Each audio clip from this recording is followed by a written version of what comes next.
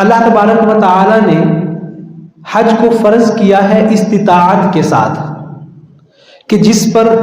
جو استطاعت رکھتا ہو، صاحب استطاعت ہو، اس پر حج فرض ہے۔ وَلِلَّهِ عَلَى النَّاسِ حِجُّ الْبَيْتِ مَنِ اسْتَطَاعَ إِلَيْهِ سَبِيلًا۔ اب وہ استطاعت کا مطلب کیا ہے وہ میں نے عرض کر دیا تھا، خلاصہ اس کا دوبارہ عرض کر دیتا ہوں۔ استطاعت کا مطلب یہ ہے کہ اگر کسی شخص کے پاس ان دنوں میں جب حج کی بکنگ ہو رہی ہے، اس کی درخواستیں ہو رہی ہیں، جس موسم میں حج پہ جانے والوں کی لسٹ تیار ہو رہی ہے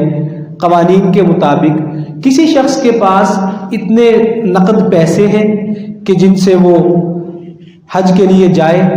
واپس بھی آ جائے، اپنا متوسط درجے کا، درمیانے درجے کا وہاں گزر بسر بھی کر لے، پیچھے جو لوگ اس کی ذمہ داری میں ہیں، بیوی بچے، ان کا بھی وہ خرچ ان کو دے دے، اور اتنے پیسے کسی کے پاس ہوں تو اس پر حج فرض ہو جاتا ہے۔ یہ استطاعت کا مطلب ہے۔ تو اب یہ نقد پیسے ہونا ضروری نہیں ہے، اگر کسی کے پاس اتنا سونا ہے تب بھی اس پر حج فرض ہو جائے گا، اتنی چاندی ہے، یا سونا اور چاندی دونوں ملا کر ہیں، یا سونا چاندی اور نقدی تینوں کو ملایا جائے تو اتنے پیسے بن جاتے ہیں،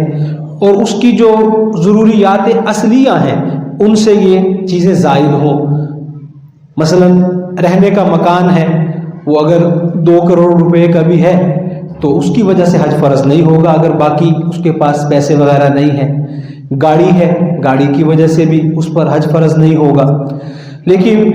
پلاٹ ہے، ایک اضافی مکان ہے، مکان کے علاوہ پلاٹ رکھا ہوا ہے بیچنے کے لیے، تجارت کے لیے لیا ہے، اس کی مالیت اتنی بن جاتی ہے تو اس کی وجہ سے حج فرض ہو جائے گا۔ اللہ تعالیٰ نے کاروبار دیا ہے وسیع، دکان کے اندر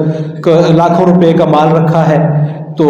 اگر اس میں سے وہ اتنے پیسے نکال لے کہ جس سے حج پر چلا جائے اور اس کا کاروبار بھی چلتا رہے تو اس کے لیے ضروری ہے کہ وہ حج کرے۔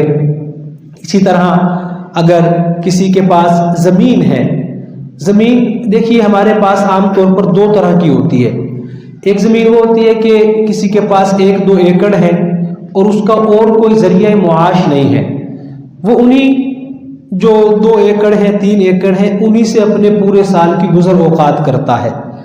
تو وہ اس کی ضروریات اصلیہ میں شامل ہیں۔ لیکن اگر اس کا گزارا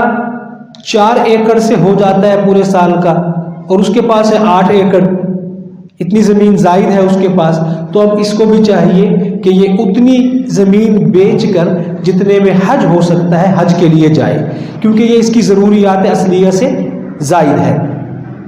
تو یہ چیزیں ہیں جن کی وجہ سے حج فرض ہو جاتا ہے، لیکن مسائل کا علم نہ ہونے کی وجہ سے اور مسائل علماء سے دریافت نہ کرنے کی وجہ سے سال ہا سال تک لوگوں کو یہ علم ہی نہیں ہوتا کہ بھئی ان پر حج فرض ہو چکا ہے۔